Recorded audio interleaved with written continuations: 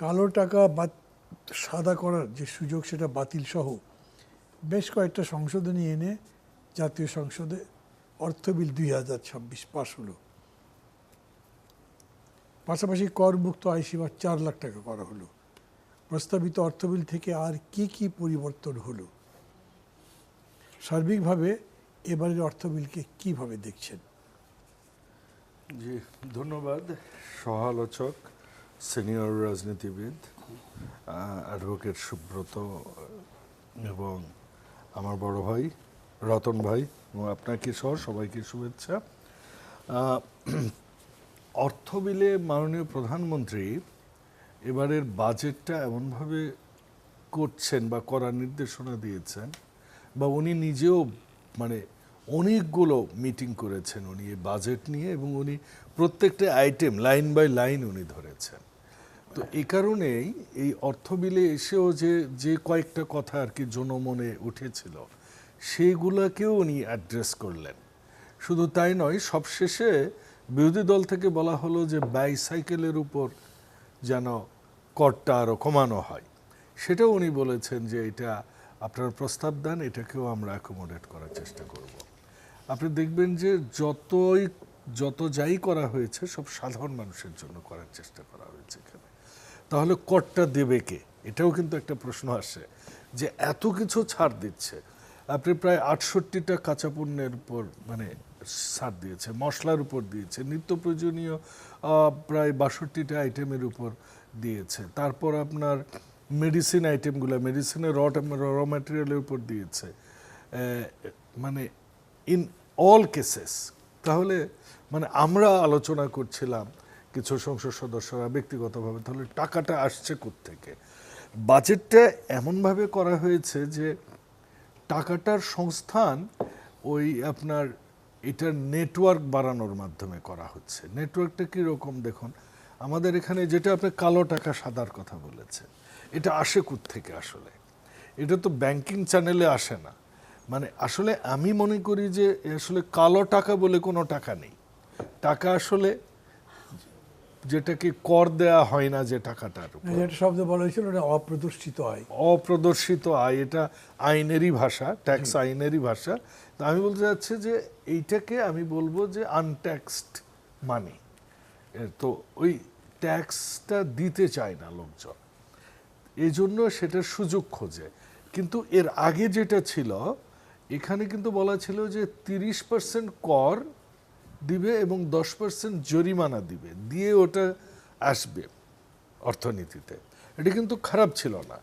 কিন্তু মাননীয় প্রধানমন্ত্রী যখন এটাকে অ্যাড্রেস করেছেন, উনি বলেছেন যেহেতু এটা নিয়ে অনেক কথা উঠছে, so we are not going for this, giving the respect to all the concerns. তো উনি এটাকে আর ওই অপশনটাও তুলে দিলেন যে এখানে আর কোনো এই অর্থনীতিতে কোনো অপ্রদর্শিত অর্থ আর আসবে না, যেটা যতই জরিমানা দিক। তাহলে টাকা আসবে কোত্থেকে? দেখুন, আমাদের এখানে অপ্রদর্শিত টাকা আসলে যেখান থেকে আসে সেগুলো হচ্ছে সব ক্যাশ ট্রানজ্যাকশন থেকে আসে। আপনি যদি একটা শিপিং কোম্পানিতে যান, তারা যখন ডেলিভারি অর্ডার দেয় একটা ক্যাশ কাউন্টার থাকে, কিন্তু আপনি যদি এই এফএমসিজি ডিস্ট্রিবিউশনে যান, আপনি যখন মালটা ডেলিভারি দিচ্ছেন, ওই রিটেলের পার্সনটা আপনাকে কিন্তু ক্যাশ টাকা দিচ্ছে, আপনি ওই ক্যাশ টাকাটা পাচ্ছেন।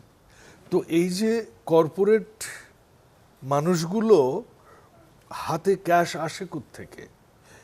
যখন আমরা ডিজিটাল পদ্ধতিতে ট্রানজ্যাকশনগুলো আমরা করি না, তখন ওটা আর অর্থনীতিতে আসে না।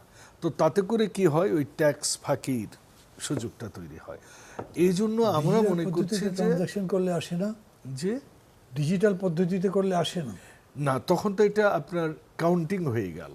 আপনার বিকাশ, উপায়, নগদ কিংবা ব্যাংক, তখন তো এটা তো অর্থনীতিতে চলে আসলো টাকাটা, তখন তো আপনার এটা ইনকাম হিসেবে ট্রিট হবে।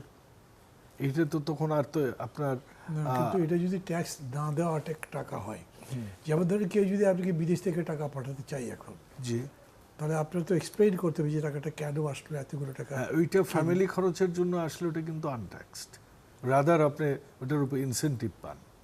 কিন্তু আপনি যদি ইনভেস্টমেন্টে নিয়ে আসেন, সেটা তো আপনার সেন্ট্রাল ব্যাংকে রিপোর্টিং হবে। ফ্যামিলি খরচে কত টাকা? আমরা তো বিগ মানি নিয়ে কথা বলছি, আপনি বাজেটের কথা বিগ বলছি। মানি যেটা বলছেন, সেটা লোকাল অর্থনীতিতে বিগ মানি যখনই এটাকে অটোমেশন করা হবে, ডিজিটালাইজ করা হবে, তখন কিন্তু ইকোনমিতে ব্ল্যাক মানির অপশনটা কমে আসবে।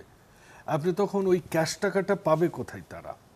মনে করুন, একটু ধরুন, একটু খুব বাজে একটা সিচুয়েশনের কথা আমরা চিন্তা করি, যে আমরা তো বাংলাদেশিরা বা ভারতীয় উপমহাদেশে তো আমাদের বুদ্ধি অনেক বেশি, যেটা আমি ভারতে দেখেছি। ওখানেও কিন্তু ক্যাশ টাকা থাকে, ওরাও কিন্তু ডিজিটালাইজড হয়ে গেছে। তারপরও মনে করুন আপনার ট্যাক্স কোম্পানিতে, ট্যাক্স এনবিআরে আপনাকে ওখানকার আর কি ওদের যে মনে করুন রিজার্ভ ব্যাংকে বা আপনার ওখানেও কিন্তু চলে ব্রাইব। তো আপনার 10 লাখ টাকা ব্রাইব দিতে হবে ট্যাক্স কমিশনারকে, কই পাবেন? কারণ আপনার তো নাই টাকা। ওইটাও আপনি ক্যাশ নিতে পারবেন, ওইটারও একটা ইনভয়েস রেইজ হয়। ওই মারোয়ারিরা অনেক সময় গোডাউনের মধ্যে ক্যাশ রাখে, ওখানে ট্যাক্স দেওয়া যায় অল্প দামে। সেটা কি একটা কন্ট্রাক্ট রেডি করে ওইটাকে ওদেরকে 2% কন্ট্রাক্ট করে লেবার খরচ দেখায় ক্যাশ টাকা বের করা যায়। কিন্তু এইখানে যেটা মাননীয় অর্থমন্ত্রী যেটা প্রপোজ করেছেন, যে যেমন ল্যান্ডের ক্ষেত্রে, তারপর এনবিআর এর ক্ষেত্রে, এই সব কিছু অটোমেশনে চলে আসতেছে। এনবিআর ইতিমধ্যে কাজ শুরু করেছে। তো যখনই এই অটোমেশনটা শুরু হবে, তখন ট্যাক্সটা কালেকশনের ব্যাপ্তিটা বেড়ে যাবে, এবং যে কারণে আমরা খুচরা ব্যবসায়ীদেরকেও নিচ্ছি। মনে করেন যে একটা বিকাশের এজেন্ট, তার কাছে তো মনে অনেক করছেন cash যে এই থাকে। সিস্টেমে এই যে প্রায় 7 লক্ষ টাকার মতো রেভিনিউ কালেক্ট করতে হবে, পসিবল হবে? হবে 7 লক্ষ কোটি হবে টাকার মতো। যদি ট্রান্সপারেন্সিটা নিয়ে আসতে পারে। এবং আজকে মাননীয় অর্থমন্ত্রী যেটা বলেছেন যে কর কাঠামোকে উনি ঢেলে সাজাচ্ছেন, এবং সবচেয়ে বড় কথা, প্রথম এবং প্রধান যে বৈশিষ্ট্য সেটা হচ্ছে অটোমেশন করবে। প্রত্যেকটা কোম্পানির সাথে এটা অটোমেটেড, তারা সফটওয়্যারের সাথে এটা এনবিআর এর কানেকশনটা হবে।